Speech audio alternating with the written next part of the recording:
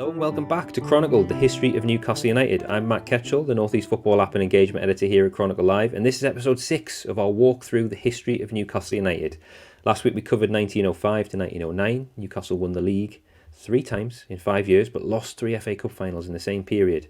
Today, for episode 6, we're covering 1909-1910, and to walk us through this highly significant season, I'm joined by Paul Joannou, Newcastle United's official club historian, the ultimate expert in Newcastle history, and I'm pleased to say we get to talk about Newcastle winning more silverware. Paul, set the scene then, going into the 1909-1910 season. Newcastle are top dogs, aren't they? They certainly are. As the season began, Newcastle, without doubt, were the finest side in the country, with a team full of big-name international players, well-known footballers across the country. What they really needed was to lift the FA Cup. Back then, maybe even a bigger prize than the actual Football League Championship. 1910 was to be the year. After 3 unsuccessful attempts, they at last claimed the trophy.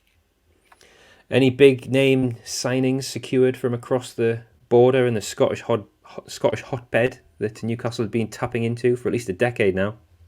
Yes, virtually every season they went into the transfer market and bought 1 or 2 established and well-known footballers. This season they purchased another Scot called Wilf Lowe, and he added a resolute presence in the midfield area. He was nicknamed the Laughing Cavalier, but he was a gritty competitor who took no prisoners on the field, and he was a big addition to the side. And there's also another famous name from the time had become a regular in the team, Irish fullback Bill McCracken. Can you tell us about Bill? I'm sure his name will resonate with a number of Newcastle fans, even those who just have a passing interest in Newcastle football history. They'll recognise that name, Bill McCracken. Yeah, McCracken was one of the great names of football in pre-war days, and his memory lives on even now. He was a colourful and controversial character. Newcastle signed him after impressing playing with the Belfast club Distillery. He eventually became a regular right back and developed into a tactical genius in what was then only a 2-man defence in front of goalkeeper Jimmy Lawrence. He eventually, with his other fullback, perfected the offside game with expert positional play, and that was a feature of Newcastle's play which frustrated opponents and fans alike. He became a target of abuse from the crowd because of this tactical trap that he sprung in virtually every game. And eventually, due to those tactics, and Bill McCracken especially, the law was changed in 1925 in favour of attacking players. Bill went on to play 444 games for Newcastle United. Not many players have played outfield more than him, and he played on until 1923 with the Magpies, then entered management and later became a very well-known scout, and he scouted right into his 90s. Amazing. Legend of the game and the club, of course. So all eyes were on the club going into this season, 1909-1910. How did they get on? Well, they finished well up the league in that season, in 4th place. And they put a really big effort into the FA Cup, as has been the case in United's colourful past, right up to modern days. Controversy wasn't very far away.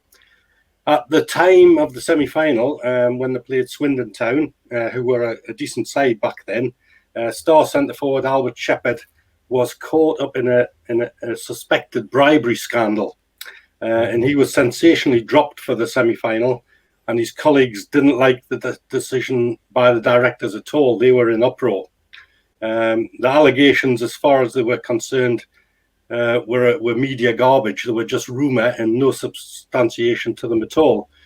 Yet United played on without their goal-scoring star, who grabbed 31 goals that season. So he was a really big influence on the side in 1909-10. They went on and won the semi-final and went on to the final, of course. Was there any truth in the bribery scandal, as far as we know? Well, it appears not. There was lots and lots of stories and rumours, and at the time there were several occasions when players had been suspected of being got at by the bookies, and the press back then latched onto anything remotely like that. So it all blew out of all proportion, apparently. So there was nothing that was very true about it at all. The press blowing things out of proportion, how things never change. It would Yeah. be a huge story now. I mean, that is like the equivalent of Harry Kane being dropped for bribery. Just amazing to think of it as it was back then. Was Albert allowed to play in the final? Yeah, the players made sure that Albert was reinstated. They in fact demanded that he had to play, and they even threatened that they wouldn't play in the final if Albert Shepherd didn't return. But he did, and he was to become the cup final hero, and that couldn't be imagined really. But it wasn't until another failure at the Crystal Palace against Barnsley, who again, like Swindon, were a top side back then. They never played to potential, and the game ended in a 1-1 draw. And Newcastle even had to score a late equaliser to earn a replay.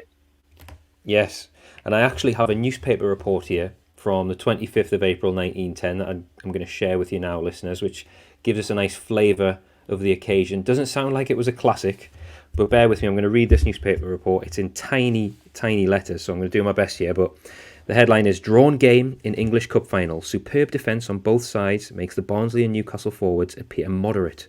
Well-matched opponents, sullen crowd and no enthusiasm at the railway termini at night." So here we go. The report reads, "The long-anticipated final tie for the English Cup at the Crystal Palace on Saturday proved a most disappointing affair for Barnsley and Newcastle United, as they could not decide which club should hold the trophy for a year, and a replay is to take place at Everton next Thursday. The final is always looked upon as a climax to the football season, and a replay is very much in the nature of an anti-climax. There will be, of course, a big crowd at Everton, but the match of the week the match of the week that will arouse the most interest will be the league final at Tottenham on Saturday, which will decide whether Chelsea or the Spurs play in the second division next season. This year, the invading army from the north seems stronger than ever, and yet the attendance at the Palace could not have been much over 70,000. It was a northern crowd. A large proportion of the vast assembly must have been made up of excursionists, but doubtless the 30,000 Londoners who went to Chelsea would have been present at the Palace had not such an intense interest attached to the closing league games of the season. At night, after the match, I spent the last half hour before midnight at the Euston Road, watching the trippers make their way to King's Cross, St Pancras, or Euston. It was a sullen, dead crowd. There was no enthusiasm. There was no shouting for Barnsley or Newcastle. There was no excitement, and there was no drunkenness. They had come up to town to see one or the other side win the cup, and neither had done it. So they went home dispirited and morose. As special after special steamed out of the various termini, there was no waving of flags and banners, no cheering for either the Geordies or the Tykes. The same story may be told of the West End. The music halls and the theatres were filled to overflowing, and one could readily detect the accents of the Lancashire, Yorkshire, or Northumbrian tripper among the audiences, but they were not enthusiastic. So a great little extract there from the Daily Mirror of the time. Gives a nice little flavour that the fans went home disappointed, but 4 days later there was an opportunity for Newcastle to win the cup. They travelled to Everton, and they did finally get their hands on what was arguably the biggest prize in football, the FA Cup. Yes, they did, and it was a different story, really. Now they were away from the sort of spellbinding Crystal Palace arena and at Goodison Park. United were back to the best, really, and they played very well. And Albert Shepherd took all the praise after his previous headlines. He scored with a typical dash through the middle and netted the very first penalty kick in the cup final. United won 2-0 and had at last secured the English Cup. Brilliant. And again, I have the Daily Mirror, this time from the 29th of April 1910, and on page 18 there's a little write-up, and I'm going to read another extract here, which is quite interesting. It says, "Newcastle at last win the cup. crowd indignant at methods adopted against Barnsley in replayed final. Shepherd scores twice.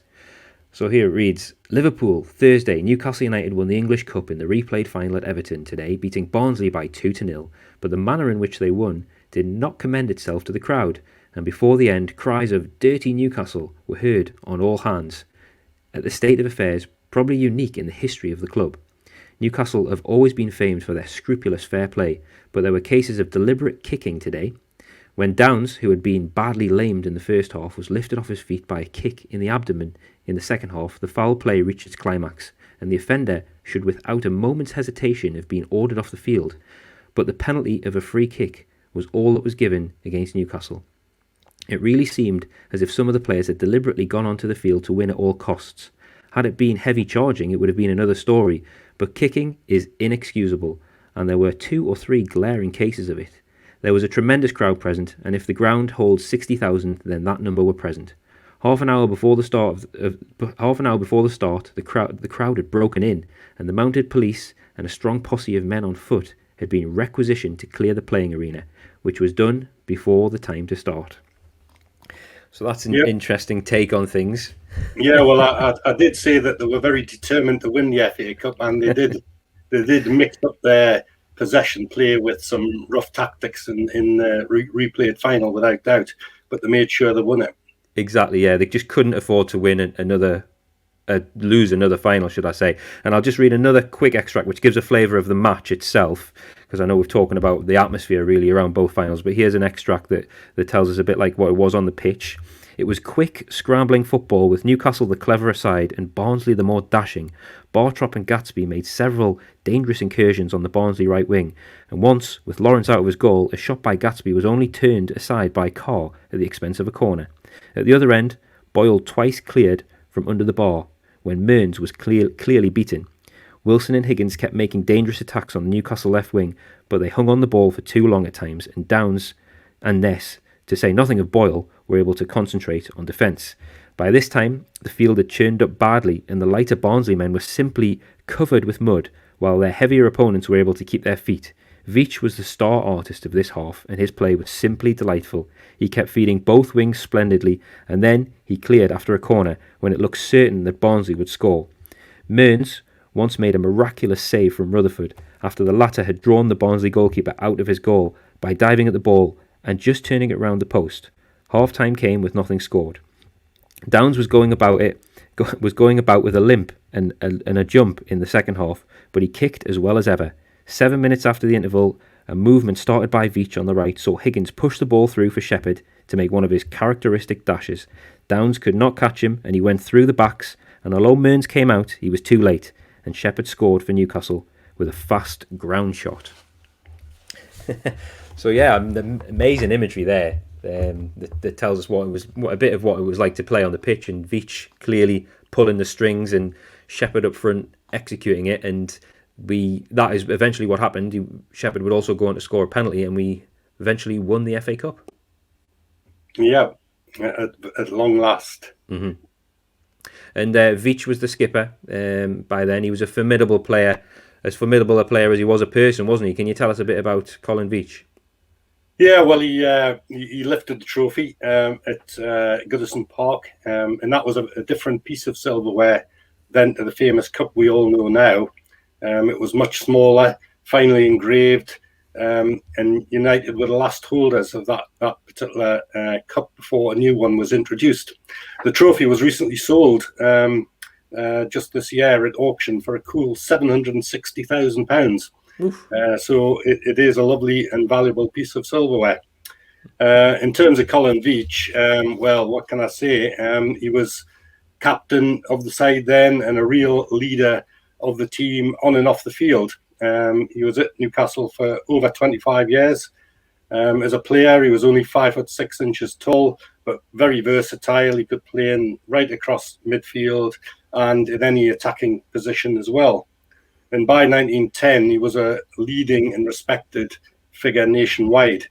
And to be a very early players' union advocate fighting against what was then an authoritarian football association and football league.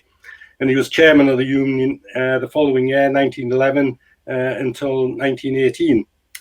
He remained at St James's Park until 1926, and after playing, he went into coaching and managed Newcastle United's junior side, which was called the Newcastle Swifts.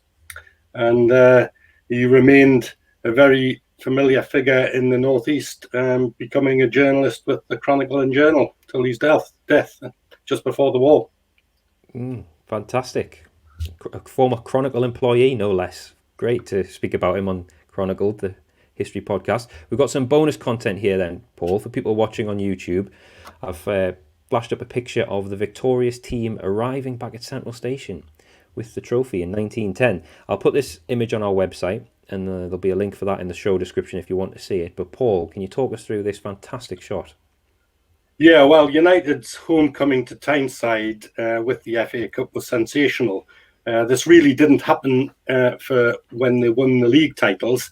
The English Cup was very, very different. As they arrived at the Central Station, crowds packed all the streets, and estimates over 100,000 were around the main areas of the station and the streets that the club went on a parade.